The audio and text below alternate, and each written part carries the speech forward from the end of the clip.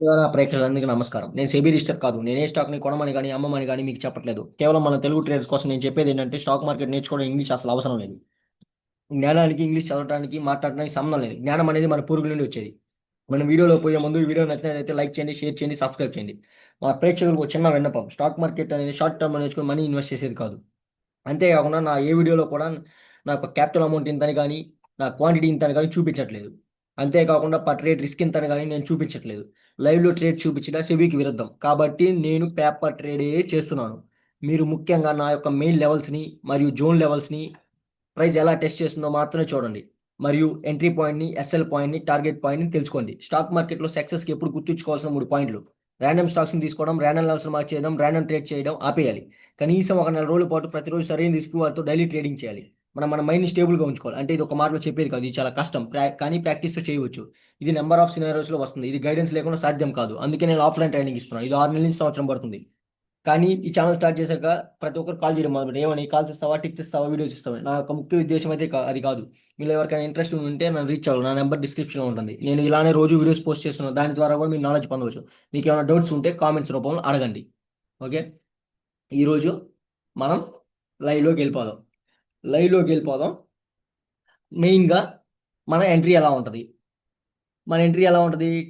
Main లెవెల్‌తో compare చేస్తూ టెక్నికల్‌గా, ఫండమెంటల్‌గా read చేసి ఆ జోన్స్ కాడ నుంచి ఎంట్రీస్ తీసుకుంటాం.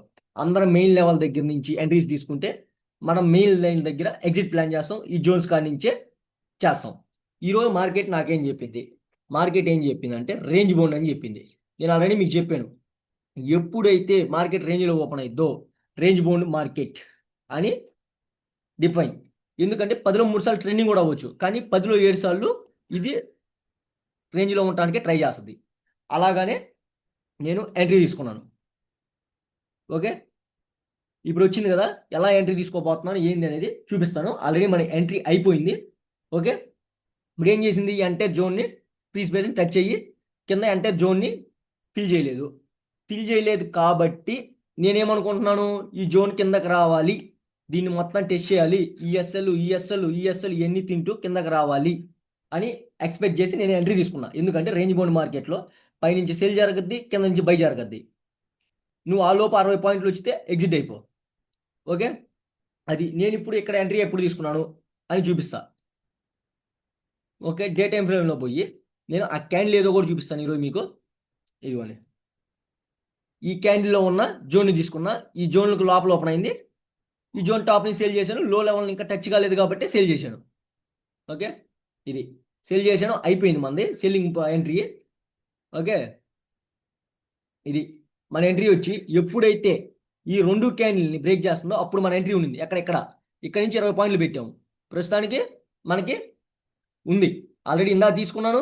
ఆ నుంచి వచ్చింది రావటానికి ఎన్ని పాయింట్లు? నేను ఎగ్జిట్ కాలా ఇంకా. నా లో లెవెల్‌కి పోవాలని చెప్పి ఎగ్జిట్ కాలా. నా ఎంట్రీ అయితే మామూలుగా అయితే ఇక్కడ ఒక ఎంట్రీ అయిపోయింది. 50 పాయింట్లు వచ్చింది. 48 పాయింట్లు వచ్చింది. ఎంట్రీ కాలా. మళ్ళీ ఈడకి పోయినాక మళ్ళీ ఎంట్రీ తీసుకున్నాను. ఇప్పుడు లైవ్‌లో రికార్డ్ చేస్తున్నాను. ఇందాక రికార్డ్ చేయలేకపోయాను. ఇప్పుడు మళ్ళీ ప్రైస్ ఆడికొచ్చినాక రికార్డ్ చేసి పెడుతున్నాను. ఆల్రెడీ 48 పాయింట్లు వచ్చింది. మళ్ళీ రిస్క్ చేశా. ఎందుకంటే రేంజ్ బౌండ్ మార్కెట్‌లో ఇలాగే బిహేవ్ చేస్తది. పైనుంచి ఎస్ఎల్ కింద నుంచి ఎస్ఎల్ తింటూ ఉంటది. అందుకని మళ్ళీ ఎంట్రీ తీసుకున్నాను. చూద్దాం ఎన్ని పాయింట్లు వస్తదని. ఎప్పుడు తీసుకున్నాను? మన ఎంట్రీ ఒకేలాగా ఉంటది. ఎప్పుడైతే 2 క్యాండిల్ బ్రేక్ చేస్తుందో అప్పుడే ఉంటది. నా లెవెల్ టచ్ అయినాక. ఇక నా లెవెల్ టచ్ అయినప్పుడు ఇది టచ్ అయింది. టచ్ అయినాక మళ్ళీ లో వాల్టైల్ ఏసింది. ఈ లో వాల్టైల్ రెండిటిని బ్రేక్ చేసేటప్పుడు ఎంట్రీ ఇచ్చా. కానీ ఇంకా అక్కడే ఉంది. సైడ్ వే మార్కెట్ కదా! అక్కడే ఉంది.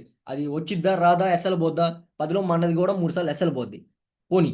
కానీ ఎంట్రీ అయితే ఇవ్వాలి. అదే కన్ఫర్మేషన్. ఇచ్చేటప్పుడు ఎలాగా 60-100 పాయింట్లు తీసుకున్నాం. పోయేటప్పుడు 20 పాయింట్లు ఇచ్చేస్తాం. ఓకే. అది. చూద్దాం. ఏం చేస్తది? ఏంది? మన ఎస్ఎల్ పోద్దా? మన టార్గెట్ ఇస్తదా? 60 పాయింట్లు ఇస్తదా? చూద్దాం. ఓకే. ఆల్రెడీ తీసుకున్నాను. 48 పాయింట్లు వచ్చింది. మళ్ళీ 20 పోయినాక మళ్ళీ ఎంట్రీ తీసుకున్నా. రెండో ఎంట్రీ. రాంగ్ అని ప్రూవ్ చేస్తదా? రైట్ అని ప్రూవ్ చేస్తదా? ఆడ మళ్ళీ సింటమ్ చూపించింది కాబట్టి ఎందుకంటే ఈ ఫ్లోలో గాని ఎనక గాని వచ్చేసుంటే నేను ఇంక మళ్ళీ ఎంట్రీ తీసుకునేవాడిని పైకి పోయినా. ఇది ఈడకి రాలేదు కాబట్టే మళ్ళీ ఈడకి పోయిందని చెప్పి హై నుంచి ఎంట్రీ తీసుకున్నా. జోన్ టాప్ నుంచి. ఇదైతే ఫిల్ చేయాలని నా ఉద్దేశం. అందుకోసమే తీసుకున్నా. ప్రతిరోజు ఎన్నో చార్ట్స్‌లో ఎన్నో బ్యాక్ టెస్ట్‌లు, ఫార్వర్డ్ టెస్ట్‌లు చేస్తే ఇలాగే ఉంది. ఇలాగే ఉందంటే 10లో 7 సార్లు సక్సెస్ అయిద్ది. ఇమ్మీడియేట్‌గా ఏదో న్యూస్ వచ్చి పైకి పోతే మనం ఏం చేయలేం. 10లో 3 సార్లు పైకి పోద్ది అంటున్నా కదా! 10లో 3 సార్లు ఎప్పుడు పోద్దంటే ఇలాంటి న్యూస్‌లు వచ్చినప్పుడు అలాంటప్పుడు పోద్ది. పోయినప్పుడు యాక్సెప్టెడ్. కానీ టెక్నికల్‌గా చూస్తే ఫండమెంటల్గా రీడ్ చేసినప్పుడు మాత్రం 7 సార్లు ఇదే జరగాలి. అందుకోసం ఎంట్రీస్ తీసుకుంటాం. 10లో 3 సార్లు అయితే పోద్ది. అప్పుడే న్యూస్లు అవి ఇవి వచ్చి పోతుంటాయి. ఓకే, అది ఇంక చూద్దాం లైవ్లో ఏం చేస్తుంది ఏంది అనేది.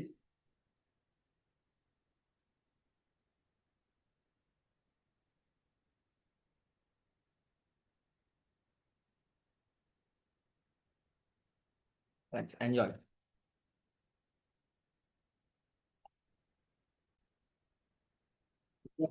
చెప్పాగా మనం ఎంట్రీ తీసుకున్నాం, మన ఫేవర్గానే పోతుంది. మన టార్గెట్ వచ్చి జూన్ లో లెవెల్. చూద్దాం అది ఇంకెంత ఇస్తుంది, ఇంకా ఎక్కువ ఇస్తుందా.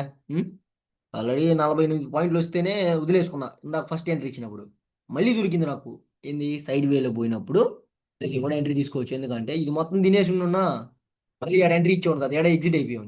ఇది తినలేదు కాబట్టి ఇది ఫస్ట్ టార్గెట్ ఇచ్చి ఇది 25,214 40 పైసలు ఫస్ట్ టార్గెట్. సెకండ్ టార్గెట్ వచ్చి 25,190 ఇవి నా టార్గెట్స్. ఇంకా అది ఎంత ఇస్తుందో ఇంకా చూస్తుంది. అది ఈ రోజుకైతే మనం ఫస్ట్ మనం ఎంట్రీ తీసుకునేటప్పుడు ఓపెనింగ్ని బట్టి క్లోజింగ్ని బట్టి ఫండమెంటల్గా రీడ్ చేస్తాం. ఏంది మన లెవెల్కి జనాలందరూ ఆ లెవెల్ దగ్గర నుంచి ఎంట్రీ తీసుకోవాలనుకుంటారు. మనం మాత్రం ఎగ్జిట్ ప్లాన్ చేస్తాం. అలాగే మనం జోన్ కా నుంచి ఎంట్రీ తీసుకుంటాం. ఓకే, అది జనాలందరూ ఏమనుకుంటున్నారంటే నేను రోజు చెప్పేదే. ఆ? ఇక్కడ యాన్సిస్టర్ మైండ్ సెట్ మాత్రమే పనిచేస్తుంది. లేకపోతే నువ్వు ఎన్నిసార్లు ఎన్ని ట్రేడ్లు చేసినా నువ్వు fail అయిపోతావు.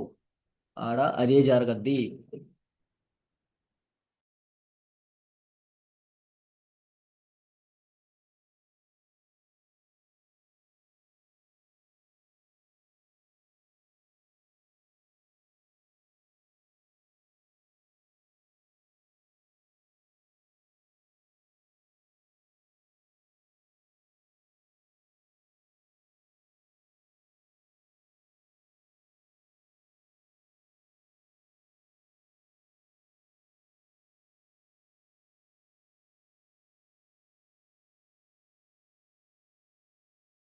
ఓకే, అది జనాలకి నేను యాన్ సిస్టమ్ మైండ్ సెట్ అంటే అర్థం కావట్లేదు. నేను నాకు ఒక అబ్బాయి ఫోన్ చేశాడు.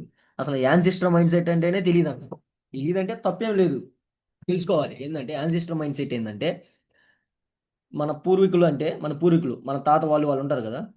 వాళ్ళు అంటే మన నాన్న వాళ్ళ నాన్న వాళ్ళు ముత్తాతలు అంటే వాళ్ళు అప్పటి రోజుల్లో బర్రెల దగ్గరికి వెళ్ళేవాళ్ళు. బర్రెల దగ్గరికి వెళ్ళినప్పుడు వాళ్ళ దగ్గర అప్పుడు టైం లేదుగా, వాచ్లు ఇవి లేవుగా. వాళ్ళు ఏం చెప్పేవాళ్ళు, పైకి చూసి అంటే సూర్యుడిని చూసి ఎగ్జాక్ట్గా చెప్పకపోయినా ఒక 10 సెకండ్లు 10 నిమిషాలు అలా ఎంతైనా వేసుకోవచ్చు. ఆ టైం క్యాలిక్యులేట్గా చెప్పకపోయినా ఉరామారిగ్గా అయితే చెప్పేవాళ్ళు, ఒక 10 నిమిషాలు అటు ఇటు. అలాగే మార్కెట్లో కూడా నువ్వు తీసుకున్నాగానే నీకు ఫేవర్గా పోద్ది అని నువ్వు చెప్పలేవు. ఎందుకంటే పైకి పోవచ్చు, నువ్వు ఎంట్రీ తీసుకున్నాక మైనస్లో పోవచ్చు. ఆ? ఎంట్రీ మళ్ళీ టాప్కి పోయి ఒక పాయింట్తో కూడా ఎస్ఎల్ మిగిల్చి రావచ్చు. ఆ? అలాగే జరగదు మార్కెట్. యాన్సిస్టర్ మైండ్ సెట్ని బేస్ చేసుకునే జరగద్ది. ఆ? అది నేను చెప్పేది ఏంటంటే అది బిల్డ్ కానని రోళ్ళు నువ్వు ఎన్నిసార్లు ఎంట్రీ తీసుకున్నా ఫెయిల్ అవుతావు. ట్రెండ్ లైను అవి ఇవి అని ఎంట్రీస్ తీసుకుంటే ఫెయిల్ అవుతావు. ఓకే, ఇక్కడ మీరు ముందు తెలుసుకోవాల్సింది ఏంటంటే ముందు స్టూడెంట్గా సక్సెస్ అయ్యి స్టూడెంట్గానే నాకు 5 సంవత్సరాలు పట్టింది. ఆ? కానీ ఇక్కడ ఎలా ఉందంటే డైరెక్ట్గా వారం రోజులు 10 రోజులు నెల రోజులు ట్రైనింగ్ చేసి డైరెక్ట్గా ట్రేడర్ అయిపోవాలని అనుకుంటున్నారు. అది ఎప్పుడు సక్సెస్ కాదు, ఎప్పుడు ఫెయిల్యూరే. ఇప్పుడు నేను మీ కళ్ళ ముందే ఎంట్రీ తీసుకున్నాను, ఆల్రెడీ తీసుకున్నాను. 48 పాయింట్లకి ఎగ్జిట్ కూడా కాలేదు. మళ్ళీ నా ప్లేస్కి పోయింది, ఎంట్రీ తీసుకున్నాను అని రికార్డ్ చేసి మరీ పెడుతున్నా. ఎందుకు పెడుతున్నాను, ఇప్పుడు లైవ్లో నేను లైవ్గా చేసి పెట్టొచ్చు. యూట్యూబ్లో నేను లైవ్ పెడితే నాకు కూడా 3,000 గంటలు 6,000 గంటలు వస్తే నాకు మనీ వస్తాయి యూట్యూబ్లో. కానీ నేను యూట్యూబ్ కోసం కాదు, నిజంగానే ఎవరైతే ట్రేడింగ్ చేస్తూ ఇబ్బంది పడుతున్నారో, ఇబ్బంది అంటే ఎప్పటి నుంచో నేర్చుకోవాలని వాళ్ళ తపన ఉంటుంది. ఆ తపనకి ఎక్కడ ఏడ దొరకదు. ఎందుకని అంటే పక్కన కూర్చోబెట్టుకొని చెప్పే వాళ్ళు అయితే ఉన్నారు. కానీ వాళ్ళకి తగ్గట్టు చెప్పే వాళ్ళు దొరక్క వాళ్ళు తిరుగుతూ ఉంటారు వాళ్ళ కోసంగా యూట్యూబ్ ఛానల్. అంతేగాని నాకేదో ఆదాయం వస్తుంది ఇంకోటి వస్తుంది యూట్యూబ్ ద్వారా సబ్స్క్రైబర్లు పెంచుకొని సబ్స్క్రైబర్ల కోసం ఆ యూట్యూబ్ నుంచి వచ్చే డబ్బుల కోసం స్టార్ట్ చేయలేదు. నిజంగానే ఎవరైతే మన తెలుగు ట్రేడర్స్ ట్రేడింగ్ గురించి ఇబ్బంది పడుతూ ట్రేడింగ్ చేస్తూ మనీ లాస్ అవ్వని ఇలా ఇబ్బంది పడుతుంటారు కదా, వాళ్ళ కోసంగానే ఏమైనా వాళ్ళకి ఉపయోగపడతాయేమో, వాళ్ళు ట్రేడింగ్ చేస్తున్నారు అనుకో, ఈ జోన్స్ వాళ్ళకి ఏమైనా ఉపయోగపడతాయేమో, ఈ జోన్స్ చెప్పంగానే పని చేస్తాయని కాదు, చెప్పాక యాన్సిస్టర్ మైండ్ సెట్ అని, దాన్ని యూజ్ చేస్తేనే అవి అక్కడ పని చేస్తాయి, లేకపోతే పని చెయ్యవు ఆ జోన్లు కూడా. ఓకే, అది ఈ రోజుకి. ఓకే, మరి మీరు ఏ స్టేజ్లో ఉన్నారో మీరే అవ్వండి. ఏంది, నేను స్టూడెంట్గా ఉన్నావా, ట్రేడర్గా ఉన్నావా, ప్రో ట్రేడర్ అయిపోయి ఉన్నావా? ఓకే, అది ఈ రోజుకైతే ఇంకా అది ఎన్ని పాయింట్లు వస్తుందో ఏందో అది చూసుకుంటుంది. ఓకే, మరి